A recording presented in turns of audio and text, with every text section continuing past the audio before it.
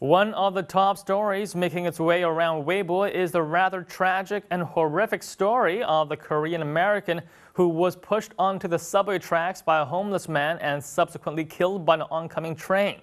Now, the story has been featured in American news programs as well as Chinese news programs, but before China's state media got their hands on the story, it was first reported on Weibo. Now, subway accidents are not unheard of in China, and there has been similar accidents in the past. However, what makes this incident stand out is the fact that a photographer captured a brief moment before the accident with his camera. Add in the fact that the accident took place in America, a country that many Chinese internet users believe is big on consumer safety, and you'll get a lot of different types of comments. Surprisingly, however, some Weibo users thought that publishing the photo was tasteless on the part of the American media. Many cited that it's not only disrespectful, but downright wrong, especially when the material is used to sensationalize the tragic story in order to sell more copies. Now, let's take a look at what some people had to say about the incident. Should they use the man's death as a way to sell news? What's wrong with the values of the media? Even if I couldn't save the guy, I would still try to pull him up. If I don't do anything and just watch him die, I would feel regret for the rest of my life. I wonder if people would have reacted differently if the man was a Caucasian as opposed to an Asian. The media is shameless. How can they publish this photo? Do they think the picture is cool? Of course, there are other commenters who felt that for Chinese internet users to criticize American sensationalist news is a little bit hypocritical, since there are rather graphic stories on Chinese publications as well, especially internet portals such as Weibo. Now, another question that commenters brought up was why the subway system in the story didn't have safety railings or one of those glass walls. Now, Chinese internet users compare the American subway system with those in Chinese cities, such as in Beijing and Shanghai. And many proudly claim that the Chinese system are both more efficient and safer.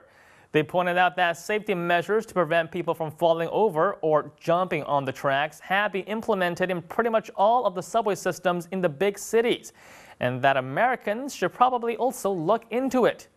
Now, another point of the news piece that Weibo users found unsettling is how the photographer who took the photo watched on and how nobody was helping the man up from the tracks.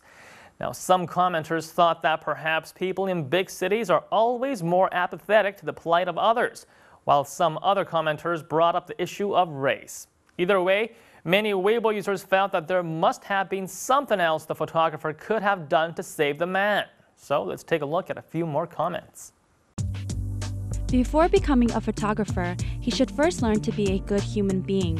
If his occupational habit exceeds his human impulse to save others, then as a human, he is too indifferent. There are glass walls installed in Beijing subways. How come they don't have it in New York subway systems?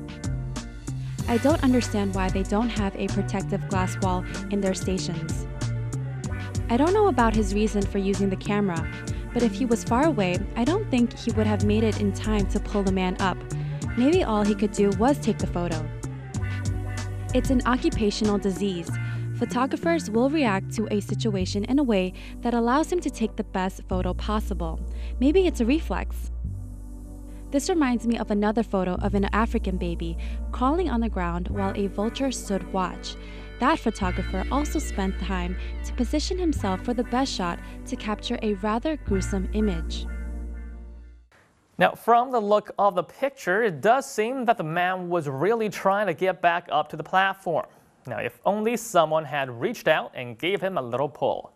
Now, some of the more well-informed internet users compare this picture with another Pulitzer Prize-winning picture taken by photographer Kevin Carter.